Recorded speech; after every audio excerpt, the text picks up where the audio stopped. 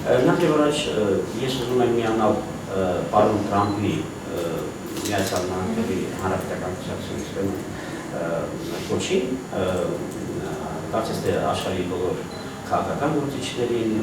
լրատվամիջոցներին եւ այլն, նա կոչ արեց, որ այլևս չստենք։ Ես հույս ունեմ, որ ուրեմն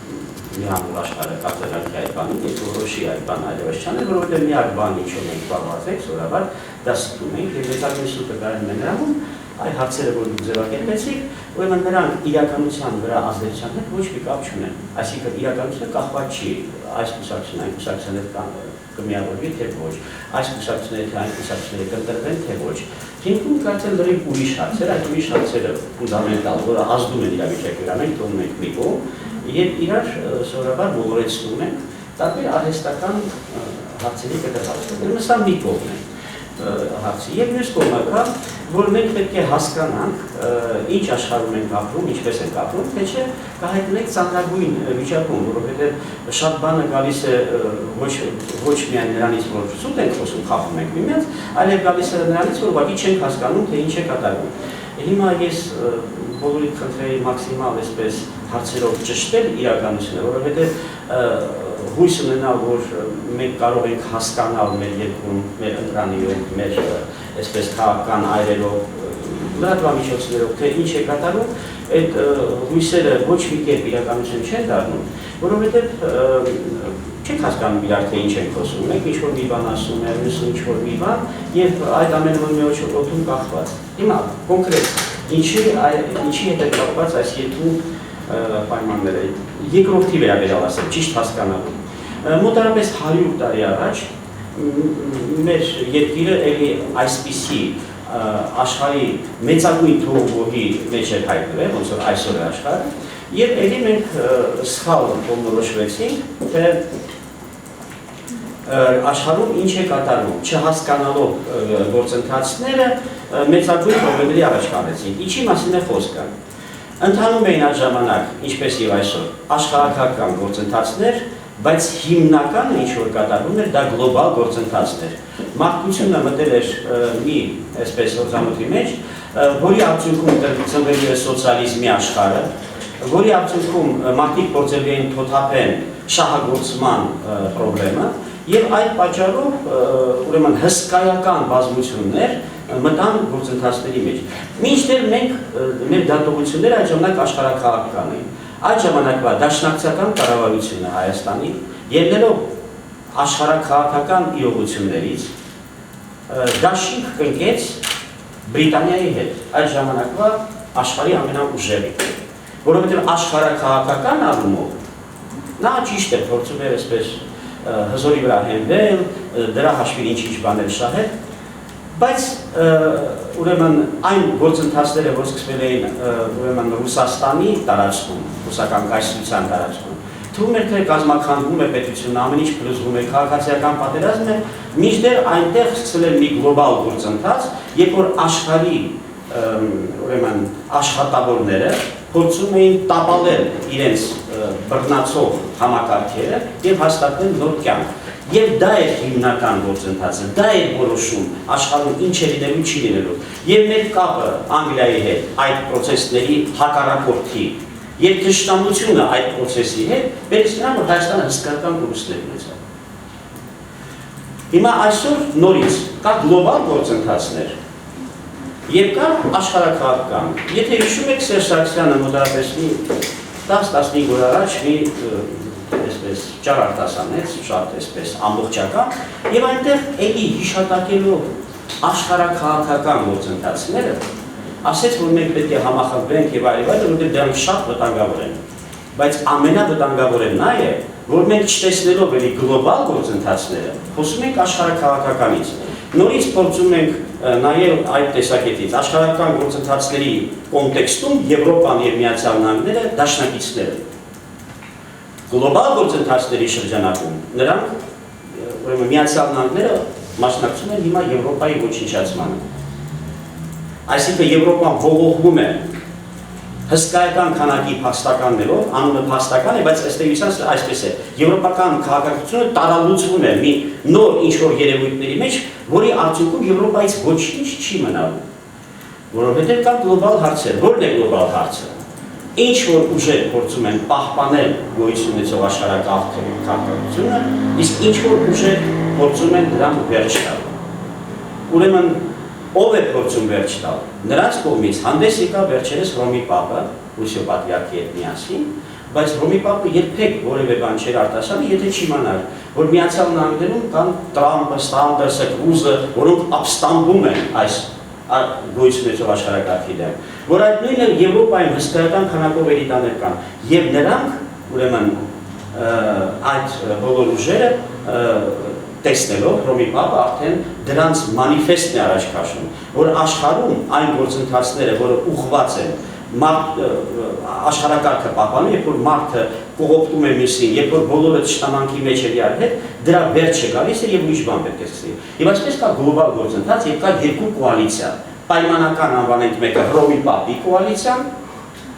պայմանական անվանենք մյուսը մեծ փողի կոալիցիան։ Հիմա ում կողմից ենք մենք, ում հետ ենք կոալիցիա ստեղծում, ում դեմ ենք պայքարում եւ այլ եւ այլ։ Եթե գլոբալը շփոթում ես մի կողմ, ես սկսում ես մանգալ Անգլիա, Ռուսաստան, Ամերիկա, Իրան եւ այլ, դու կարող ես նույնիսկ ջանքած տաշտի արժեք պատմես։ Այս է հիմա Հայաստանի այսպես դժբախտությունը։ Իդեպ ես ասեմ, որ 15 տարի է մեր կոալիցիաները, որ ստեղծում են հայկական, նրանք ուրեմն կողոպտիչ փողի կոալիցիայի շրջանակում են, այսինքն այն, որ փորձում է աշխարհակարգը պահպանել։ Ըստ այդ համաշխարհային կոալիցիայի, բոլոր Հայաստանը նման երկրներում պետք է լինեն կողոպտիչ կոալիցիաներ, կողոպտեն իրենց ժողովուրդներին, կատարեն իրենց հրահանգները եւ այսպես ապրեն։ Այս առնվազն 15 տարի մենք անդադար այդպիսի կոալիցիաներ ենք ստեղծում, բայց հիմա այն խնդիրն է, որ կարող է հանկարծ սխալվել։ Այս է խնդիրը, ես փորձեցի նկարագրել։ Շատ նշանակում կողոպտիչ կոալիցիաներ, այսինքն այս կոալիցիան, որ ստեղծվեց ԿՀԵԴ, ինքն էլ մտնում է ձեր ասում։ Անկասկած, ուրեմն կողոպտիչ, որ ես ասում եմ, ուրեմն կողոպտիչ, ես հիմա ձեր ասեմ։ Դուք ուրեմն խնդրում եմ ուշադիր լինեք այսպես գնահատականների, որականում ուրեմն համաշխարհային գործընթացը մարդը պետք է ստեղծի շրջանակներ, խմբեր, կառավարություններ եւ այլն, որպեսզի կողոպտի մյուս մարդկանց։ Սա ընդհանրական համաշխարհային տրենդ է։ Ասենք թե եթե կողոպտելու համար պետք է որ ես ավիրեմ մի քանի երկիր, գնամ, ասենք թե Լիբիան բախուցեմ, գնամ Իրաք, հողին հավասարացնեմ Սիրիան, ես ամեն ինչը դա անում եմ։ Եվ դա անում է երկրներից դուրս եւ երկրների ներսում։ Երկրների ներսում կան համակարգեր, որոնք այդ բաները հաջողացնում են։ Համակարգերը կան բարձրակարգ, ինչպես Արևմուտքում է, բանկա-ֆինանսական է, որպես հիմնական կողմ։ Եվ կան ցածրակարգ, ինչպես Հայաստանում է, մոնոպոլիաներ, օլիգարխիաներ եւ այլն եւ այլն։ Այս բոլորը կողոպտի համակարգի բաղկացուցիչ համակարգեր են։ Մահանոչարյան, իսկ կոնկրետ որ ուժին, դուք տարանջատեցիք Հռոմի Պապի կոալիցիա, որին պետք է հարի Հայաստանը։ Գիտեք ինչ, այստեղ այսպիսի մի բան կա։ Ուրեմն 3 հարթություններում է ամեն ինչը ծավալվում։ Ժողովուրդներ, ուրեմն ընտրանիներ եւ պետություններ։ Այդ 3 հարթություն։ Տեսեք, Ամերիկայի ժողովուրդը Ամերիկայի establishment-ի հետ որևէ կապ չունի նրա գործողություններում։ Իսկ Ամերիկայի ժողովուրդը չի ուզում Եվրոպայի ժողովուրդը ոչ միայն բարեկամ է, այլ մի խոսքով մեկը մյուսի հետ նույնն է հաստորեն, Ամերիկան եվրոպական քաղաքացիության մասն է։ Եվ հետևաբար ամերիկացիները կարող են շատ զարմանալ, ոնց թե Եվրոպայում ինչ կատարվում է, այդ մեր կարող, բայց եթե լսում եք Սանդերսը եւ Կրուզը հայտարարում են մի բան, ասում են establishment-ին պետք է հեռացնել, նա Ամերիկայի ժողովրդի հետ ոչ մի կապ չունի, այսինքն Ամերիկայի պետական համակարգի։ Հետևաբար ում հետ ուրեմն պետք է լինել, պետք է հասկանանք, մեկը պետությունն է,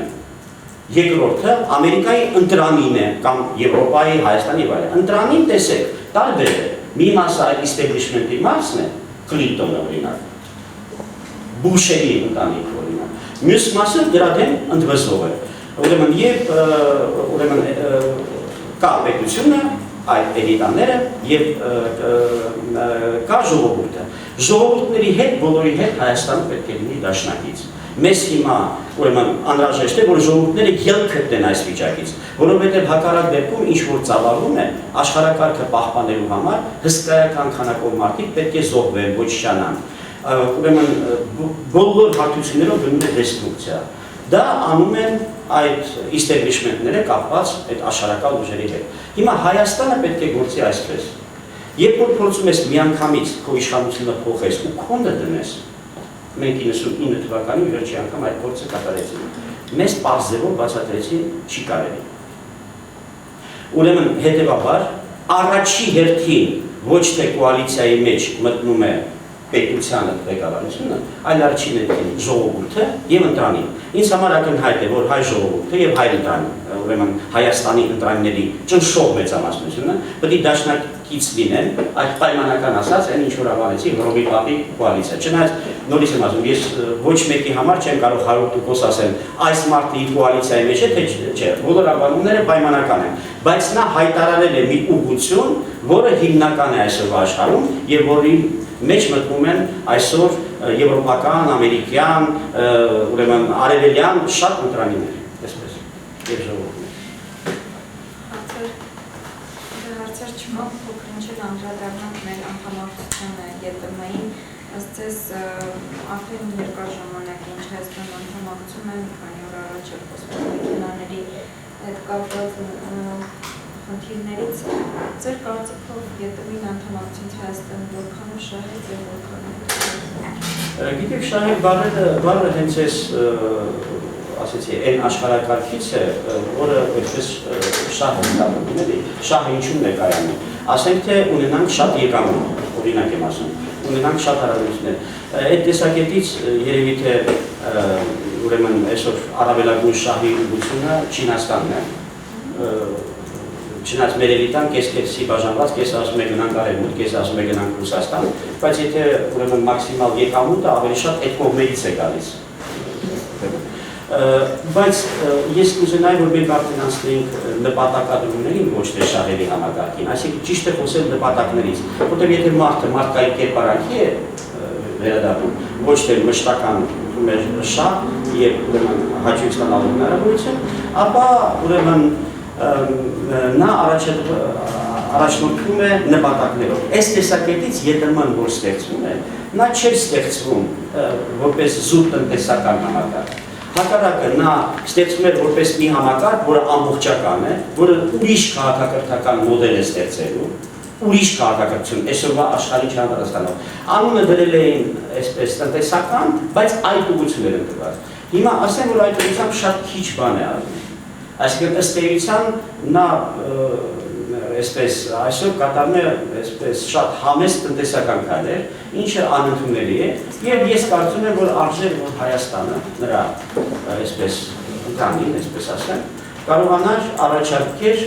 քաղաքակրթական մոդելներ, որոնք կբերեին կտրուկ իրավիճակի փոփոխության, որովհետև բոլոր տարածքներում, այդ ու նաև ուրեմն նախկին ԽՍՀՄ տարածքում, մարդիկ փնտրտուքի մեջ են, ոնց կառուցել իրենց կյանքը, որ այս այլանդակությունը չստացվի։ Ես տարական օրինակ կա, որ միշտ բերում եմ, հիմա նորից բերեմ։ Ուրեմն, եթե մի որևէ երկրում կամ մի որևէ տարածքում մարդիկ բոլոր արտադրածը քիչ թե շատ հավասար բաժանեն, բոլորին հերիք է, որպեսզի լինեն ուշտ, ունենան տանի, մի խոսքով հոգան բոլոր այն բաները, բուժում, կրթություն եւ այլը, որը կա, բայց մարդիկ չեն ուզում այդպես ապրել, որովհետեւ իրենց գլուխը մտցրել են, որ անպայման ես պետք է ամեն դիմացից մի բան խլեմ եւ այդ խլածից հաշվի ստանամ մաքսիմալ հաճույք։ Այս բանը երբ որ սկսում է գործել, լինում է այն ինչ որ ունենք, մուրացկաններ, երկրից քշվածներ, ոչնչացված հայրենի մի կողմում եւ խելառված բանականությունը կորցրած հարստամոլությամբ տարապող ինչ-որ մի այլ շրջանակ։ Երկուսի որակներում էլ մարդկային որակները ոչնչացված։ Այնուհանդերձ, եթե ոչ տնտեսական, այլ քաղաքական իմաստով, արդյոք Հայաստանն ավելի պաշտպանված չէ։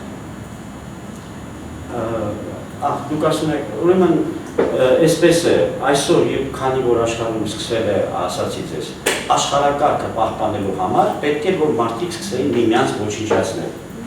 միմյանց տարանոցել եւ այլն։ Ես բերեցի Եվրոպայի օրինակը,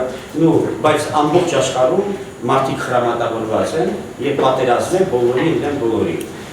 Եվ երկրների ներսում եւ այս իրավիճակում իհարկե պաշտպանվածության հարցերը առաջնային են դառնում եւ այդ տեսակետից, որտեղ Ռուսաստանի համար ԵՏՄ-ի մասնակցությունը նշանակում է իր հետ խորը դաշնակցային հարաբերությունների մեջ, դա պաշտպանական համակարգ է եւ այդ տեսակետից ուրեմն Հայաստանը ձեռք է բերել այդ պաշտպանվածության հնարավորությունը։